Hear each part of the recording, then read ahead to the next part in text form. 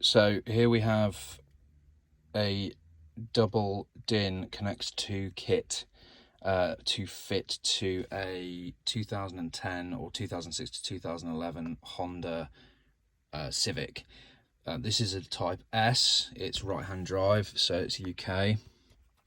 And I got the kit from Direct Sounds. Thank you very much, Direct Sounds, for providing the Connects2 kit and the fascia, the new fascia that has the double DIN unit in it now, and you have to swap over the vents and the hazard switch as well. It's worth changing the bulb in your hazard switch at the same time. You can get a new one from Honda for about £4, the whole assembly, not having to buy the bulb and change the bulb over.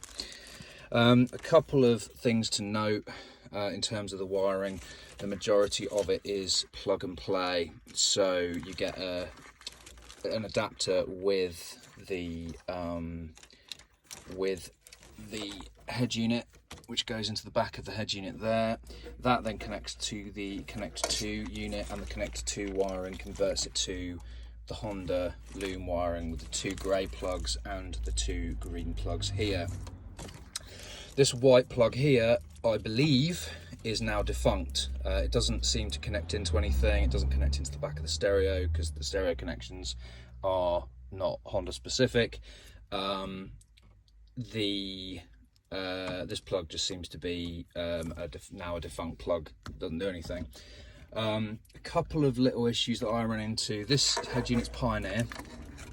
For the Connect2 unit, you get a loom that comes with the head unit that plugs into one of these little white plugs, and it's actually labelled as steering wheel control, and it has the 3.5mm jack, which plugs into the Connect2 unit there.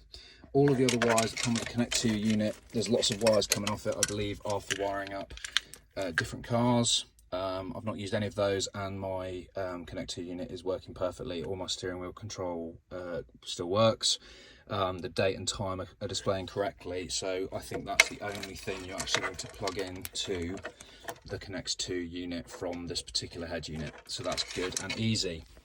The Honda aerial adapter that came with the Connect2 kit here has a normal standard aerial plug. It goes into the small grey plug on the Honda loom. It also has this blue wire coming off it, the adapter from Connects2, this one. This blue wire is the aerial power, and you need to attach it to a source of power. With this head unit, there was a blue wire that was tagged system remote control. And what I did was I essentially just wound the 2 wires together, turned the radio on. Without this power to the aerial, you won't get stations, you won't get station names, and your aerial reception's pretty crap on the normal radio. When you attach this to the blue and white wire that was labelled system remote control from the head unit, that gives the aerial the required power it needs in order to effectively tune into all stations in the area and also give you information on those stations. Also, this head unit came with a wire to connect to the handbrake switch. It's a green wire. I'm assuming not all head units will have this, but for Pioneer, I decided that, well, seeing as I have all of the trim off anyway to do the job, I just thought, why not put it in? And it essentially goes, it has a little red cutting plug. You need to strip a little bit of the wire back from the blue wire that's attached to the handbrake. There's only one wire, so you can't really go wrong here.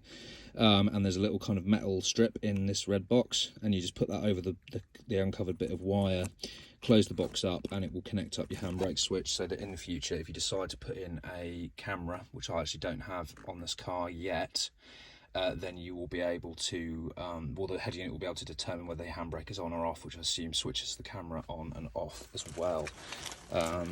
So yeah, I'll just show you the head unit working with all of the Connect2 connections made. Takes a bit longer to boot up than the factory one, but my factory head unit was broken.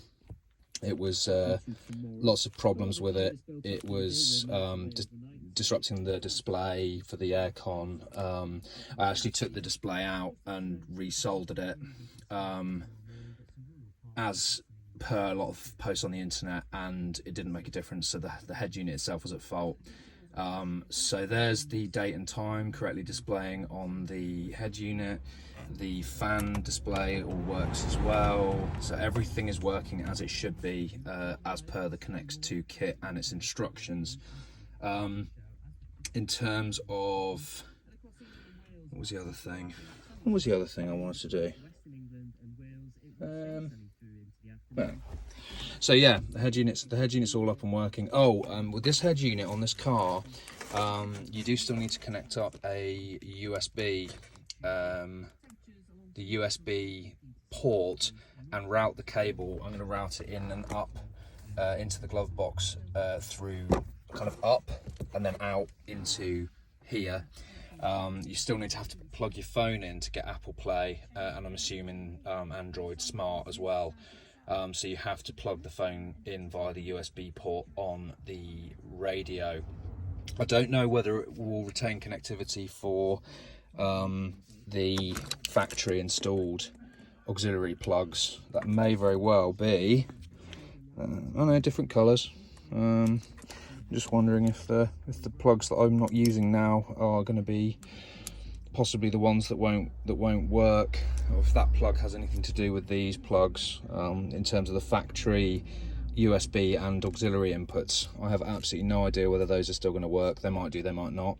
Doesn't matter too much. I don't use the aux port anyway, and the USB will be removed to the glove box, which, to be honest with you, will be a bit easier in terms of getting the phone in and out, and also it will be out of sight, which will be convenient, so there won't be cables kind of running up to the dash anymore.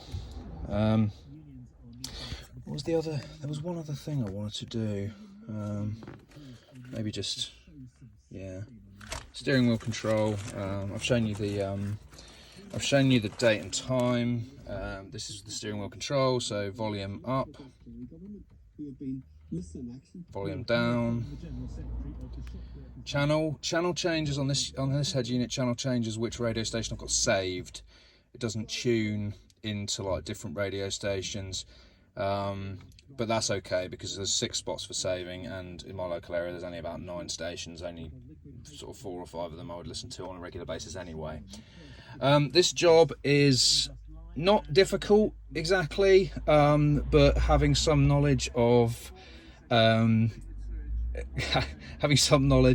cars, the way that they're put together inside, there's a lot of screws, a lot of clips.